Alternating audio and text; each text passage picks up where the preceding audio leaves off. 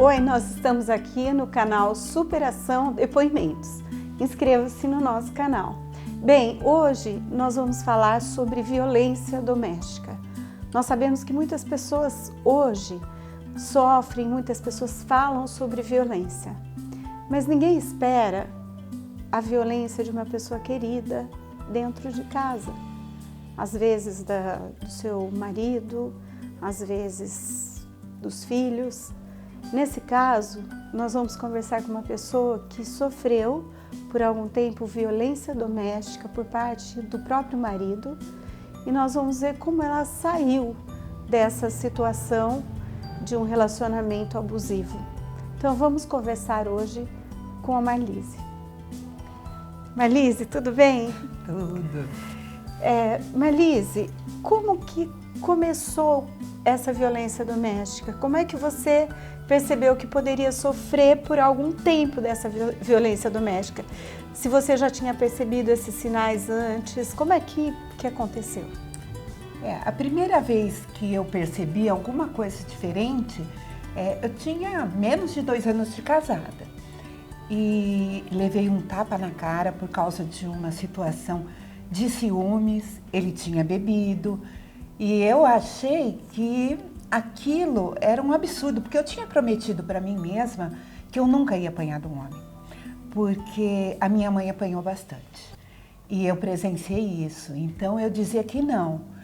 Então quando isso aconteceu, eu me vi num dilema, porque eu falei assim, nossa, como que tudo cai por água abaixo desse jeito, né? A gente faz votos, acha que a vida é cor-de-rosa, que casa vai ser muito feliz, né?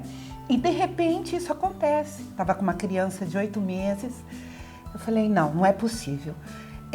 Aí eu queria separar e ele foi me enrolando, não, que nunca mais ia acontecer aquilo, e nunca tinha acontecido mesmo em 5 anos de namoro e já 2 anos de casado, né?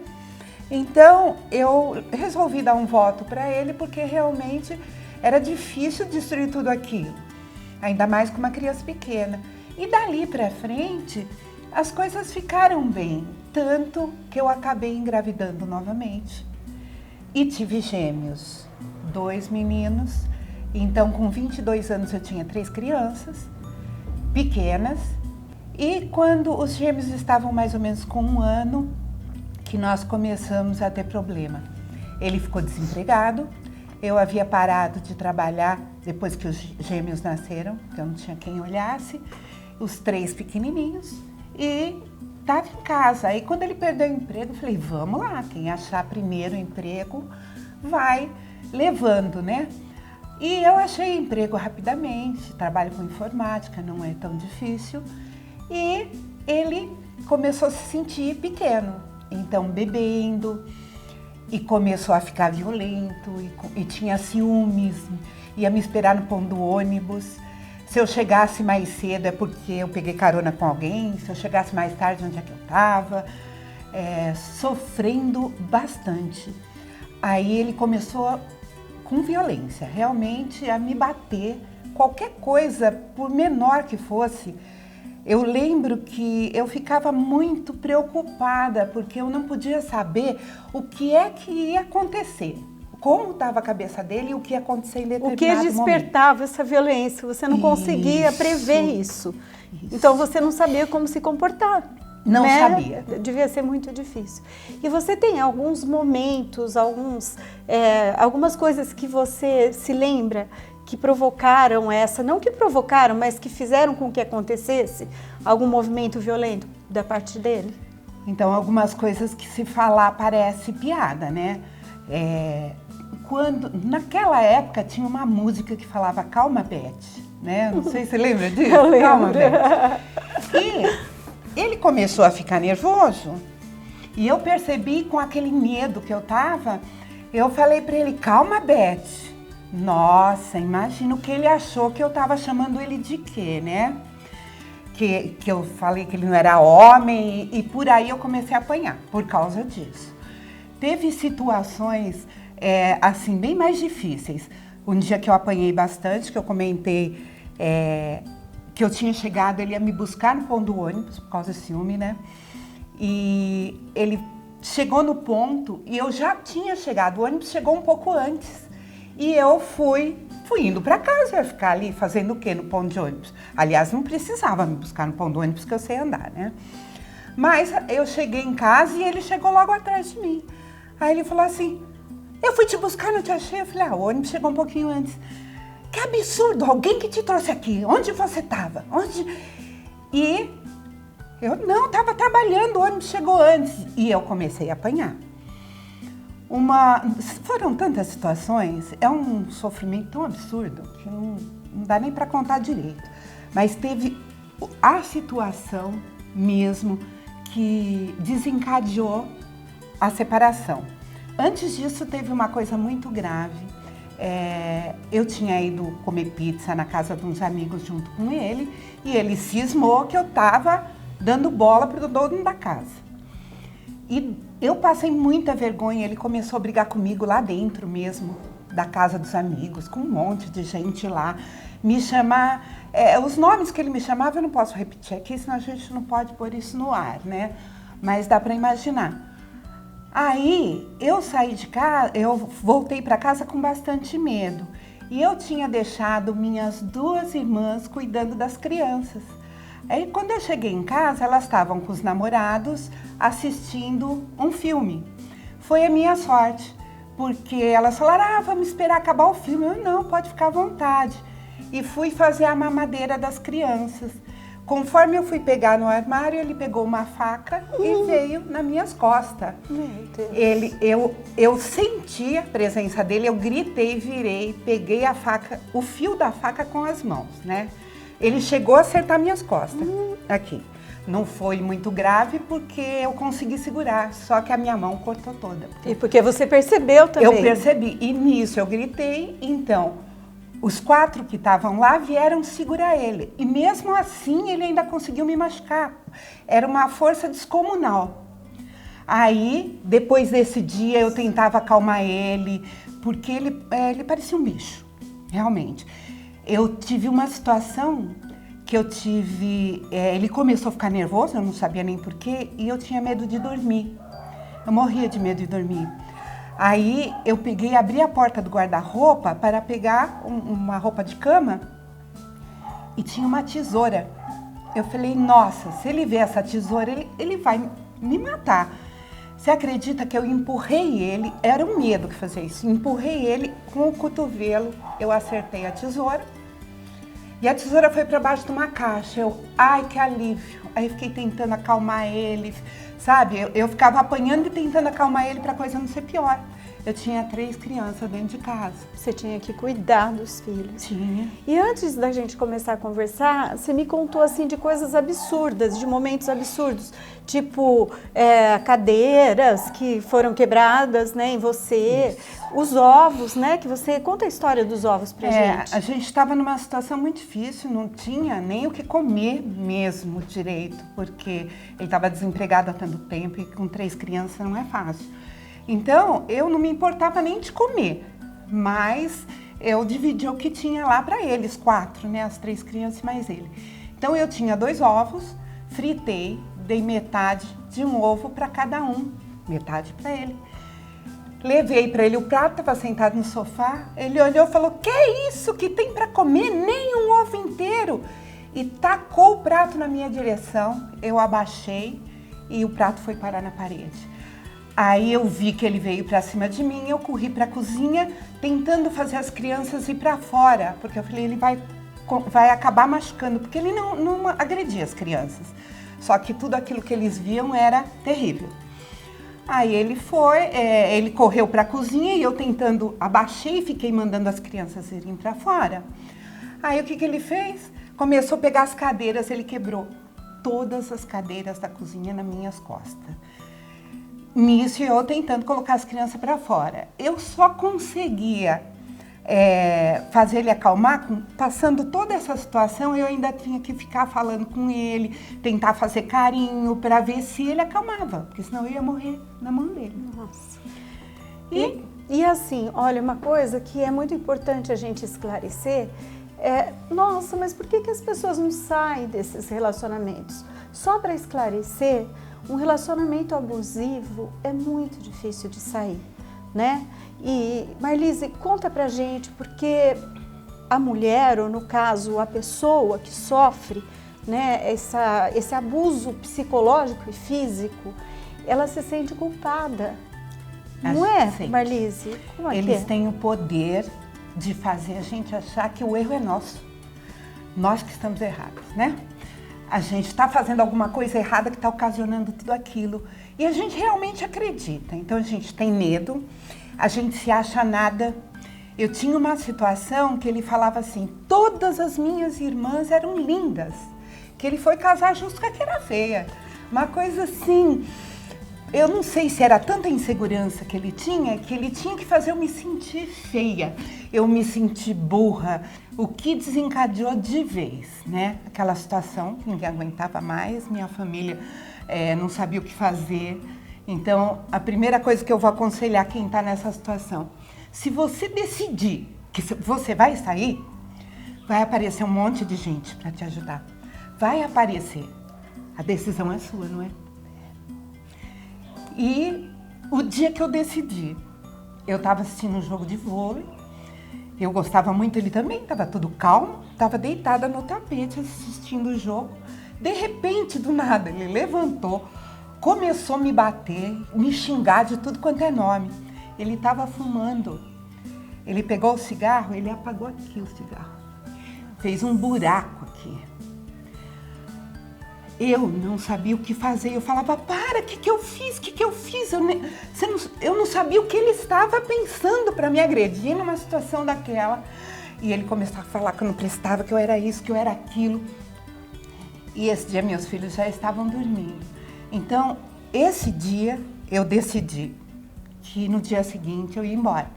Só que para eu ir embora, eu tinha que fugir, porque ele ia me matar. Eu já tinha saído do emprego, porque ele me obrigou a sair do emprego, me bateu, não deixou eu ir mais no emprego. Aí eu falei, bom, não tinha o que comer. Minha mãe morava perto, eu fui lá e falei para minha mãe, eu vou embora, depois eu volto para pegar as crianças. Ela olhou para mim e falou, Marlise, se você não levar as crianças, você volta amanhã e começa a apanhar de novo. Você tem que levar as crianças. Tá. O que eu fiz, né? Antes disso ainda, ele saiu. Ele já estava trabalhando nessa época. Aí ele saiu, eu esperei ele sair para trabalhar, porque eu falei assim, eu mandava as crianças para a creche antes dele sair para trabalhar. Eu mandei, porque senão ele ia desconfiar. Sim. Mandei as crianças para a creche, esperei ele sair para trabalhar. E fui na minha mãe e falei com ela. Aí ela falou assim, não vai dar. Eu falei, mãe, mas para onde que eu vou? Não tenho dinheiro nem nada. Meus irmãos tentaram fazer uma vaquinha para me dar algum dinheiro. E tinha uma prima minha, que eu falo que até hoje eu tenho uma consideração absurda por ela. Ela morava em São Vicente. E minha mãe falou assim, olha, a Nercy tá aí, ela vai na irmã dela, vamos ver se não dá para você ir para casa dela. Então foi aquela correria. Ela falou, claro que você vai, vamos. Nossa. Foi um anjo, né? Foi um anjo. Nossa, eu faço qualquer coisa por ela. E ela tinha 3 crianças também, sozinha, numa kitnet em São Vicente. E eu não tive sossego enquanto eu não estava no meio da serra, porque eu sabia que se ele me pegasse fugindo, ele ia me matar. Depois, Deus sabe o que ia acontecer. Aí fui com ela para São Vicente. A gente ficava presa dentro de uma kitnet num calor de dezembro terrível. Com 6 crianças? Com 6 crianças, com medo. Ela tinha muito medo também. E ele tentando me achar de qualquer forma. E atrás da minha família falava que não sabia onde eu estava, e ele entrou naquele pânico. Aí passou um mês, eu não tinha o que fazer, eu não podia ficar escondida daquele jeito, eu tinha que enfrentar a vida. As crianças, eles tinham que ir para a escola, eu tinha que trabalhar, e não tinha mais condição. Eu liguei para ele. Aí aí ele falou assim, você apareceu? Eu vou chamar a polícia, você raptou os meus filhos. Aí eu falei, tá bom, chama, né? Nossa. Aí ele caiu em consciência e falou, mas eu sei que eu mereço o que você está fazendo. Pode voltar para casa com as crianças, eles precisam da casa. Eu falei, precisa. Então sai da casa. A hora que eu tiver certeza que você não está aí dentro, eu volto. E ele achou que eu estava castigando ele só, né? Tá me castigando, eu mereço. Ele saiu da casa, eu voltei com as crianças, arrumei serviço. Uma luta para ter quem olhasse as crianças. Eu trabalhando 2, 3 empregos. E esse homem achando que eu ia voltar com ele, né? Que eu só estava castigando. Aí um dia ele foi na minha casa a título de ver as crianças e eu vi que ele estava nervoso. Aí eu falei assim, mas não precisa entrar, eu falo para as crianças vir aqui fora. Aí ele falou assim para mim, eu vim aqui saber, você não vai voltar comigo? Eu falei, não vou voltar com você. Ele começou a me agredir no meio da rua.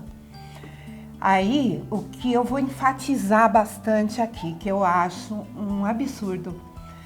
Eu morava numa vila fechada, era um sábado, tinha um monte de vizinhos sentados na calçada batendo papo. Ninguém foi me acudir. Ninguém foi me acudir. Nossa. E assim, a minha família tinha umas pessoas que moravam ali na vila. E quando a minha irmã viu de longe que ela correu, mas ninguém ia acudir. Então, depois disso, eu decidi que eu tinha que me separar oficialmente dele, porque ele falava que eu ainda era mulher dele. Aí, o que eu fiz? Ele falou que não ia dar separação. Eu não tinha dinheiro nem para comer e tive que ir atrás de um advogado, né? Uhum. Mas eu sei que eu falei com o advogado, ele falou assim, olha, a gente ainda pode dar queixa de tentativa de homicídio. Então, a gente pode fazer uma troca com ele. Você assina, ele assinando, para você não dar queixa. Foi isso que foi feito. Mas foi muito difícil, porque ele foi lá no advogado e a hora que nós saímos, eu tinha que ir para o trabalho, ele pegou o mesmo ônibus que eu, sentou do meu lado, foi me ameaçando de morte. Eu morava em Itaquera, de Itaquera até o Parque Dom Pedro, eu fui sendo ameaçada de morte. Aí eu só olhei para ele e falei assim, se eu tiver que morrer, eu vou morrer. Ou se não, eu vou viver direito. Paciência. E fui para o meu trabalho. Então, daí para frente foi essa decisão que eu tomei. Eu vou viver direito. Meus filhos têm esse direito. Eles estavam todos com problemas psicológicos já. E nessa época os meninos tinham 3 anos e a menina tinha 5. Então, depois disso, eu lutei muito. Acabei mudando para São Vicente, fui trabalhar na Cosipa em Cubatão. Ele foi atrás de mim algumas vezes lá, até que ele foi percebendo que eu tinha muita coragem. Ele só me ameaçava muito em tirar as crianças de mim, né? Porque ele sabia que era a última coisa que eu queria na minha vida, era ficar longe dos meus filhos. Então ele falava que ele ia tirar as crianças de mim se eu não voltasse. Aí um dia eu também perdi a paciência e falei assim, escuta, não precisa tirar, não precisa nem ir na justiça. Eu deixo 1 semana aos 3 com você e você sem a sua mãe para te ajudar. Se você achar que ficou bom, eu passo o papel para você. Imagina que eu ia fazer isso, né? Então, saí dessa forma, batalhei muito. Eu trabalhei, eu estudei com 3 crianças pequenas. Foi assim, muito duro, muita gente boa eu achei na minha vida, me ajudando. E eu tive que engolir depois de muito tempo, quando meus filhos já estavam tudo bem encaminhados, né? E a minha filha, que é a mais velha, conseguiu ser aeromoça. Ela foi ser aeromoça na TAM. Que homem orgulhoso pela filha. Você não tem noção do orgulho dele pela filha. Aí, graças a Deus, os meus gêmeos se formaram em direito e um é advogado, o outro acabou fazendo depois pós em administração de empresa. Hoje meus 3 filhos são empresários, estão todos muito bem e reconstruí minha vida, né? Hoje minha filha já completou 40 anos, então ela tinha 35 anos que eu consegui me livrar dessa situação. Eu trabalhei tanto que foi difícil eu perceber que eu podia diminuir um pouco isso, né? Estudei, até me formei na faculdade, eu não tinha oportunidade para estudar. Com 50 anos eu peguei meu diploma de administração de empresas. Parabéns! Fiz, porque eu falava que eu ia fazer uma faculdade nem que fosse da terceira idade.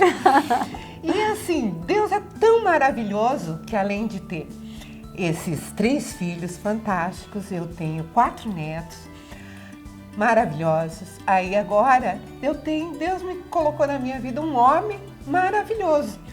E comecei a namorar o Pedro por causa de dança, né? Nós começamos a dançar junto. E ele insistiu. Acabou acontecendo a gente namorar. Ficamos 5 anos namorando e eu não deixava ele nem pensar em falar em casamento. Falava que se ele falasse em casamento, eu saía da vida dele. E ele morria de medo. Aí, assim, eu tinha realmente muito medo. Aí eu resolvi que eu ia vender a minha casa e eu comecei a pensar. Eu acho que é Deus que orienta a gente, né? Comecei a pensar, eu falei assim, bom, já que eu vou vender a minha casa, eu vou comprar uma casa menor, por que não tentar viver com ele? Porque se não der certo, eu compro a casa menor. Inclusive, comprei um apartamento, a hora que eu quiser eu posso ir pra lá. E, se não der certo, a gente volta a namorar. Mas assim, eu encontrei uma pessoa Olha, especial, que presente! Um presente. Que presente. Pela batalha toda que eu tive na minha vida, um grande presente, um homem de caráter, um homem bom, um homem que me valoriza, que valoriza a minha família, que tem filhos fantásticos, tem um netinho que já virou meu.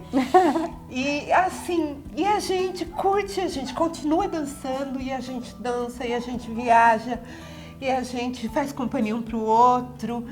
E Deus foi muito bom. Colocou uma pessoa na minha vida para que eu passe o resto dos meus dias. E nós não casamos. Aí começou a família, meus filhos adoram ele. Todo mundo perturbando, mas não vai casar, vai comemorar. Acabou virando um casamento de verdade. Uma festa, Era né? só para fazer um churrasquinho. Aí lindo. foi aliança, foi casamento de verdade mesmo. Que bom, Marlise. Mas, o que eu tenho para falar para as mulheres que estão sofrendo isso é que precisa coragem. Coragem para sair fora e não aceita, tem que sair. Hoje tem muito mais proteção do que na época que eu passei por tudo isso, né? Há quase 40 anos atrás. Hoje tem, então procurem se resguardar. Eu sei que é difícil porque tem situações que o homem persegue e ele vai atrás mesmo. Mas muda de cidade, pega uma barraca de campo e vai para o outro lado do Brasil. Mas vai, porque eu falava que eu preferia morar embaixo da ponte, mas eu queria ser livre, eu queria poder ser gente, eu queria poder viver e eu queria que meus filhos tivessem condições psicológicas de ser gente também, né? E a minha maior preocupação era realmente eles. Eu não queria que filhos com problemas psicológicos que atrapalhassem a vida deles futuramente. E na época conversei com a psicóloga da creche e ela falou assim, se isso parar, daqui a algum tempo e tudo mudar e tiver paz, harmonia dentro de casa, eles vão ficar bem. E foi o que aconteceu. Querida, muito obrigada. E ó, parabéns pelo casamento. Obrigada, tô feliz. Agora eu sou uma senhora da terceira idade feliz. E nós também muito ficamos, viu? Parabéns. Bom, gente, nós vemos aqui que uma coisa muito importante que me chamou muita atenção é esse negócio da culpa, sabe? Da gente, das mulheres ou de quem está sofrendo realmente esse abuso, tanto psicológico quanto físico, porque abuso também não é só físico, viu, gente? Também é psicológico. E quem está sofrendo esse tipo de abuso por parte do outro, muitas vezes se desvaloriza. E é muito importante saber que nós somos importantes nesse mundo, que cada um tem a sua missão e que você é importante, você sabe disso. Então, por favor, se valorize, procure ajuda para sair dessa situação, para poder fazer, como a Marlise disse, né, ter o direito de viver uma vida sólida, uma vida boa, uma vida feliz. Então é isso, gente.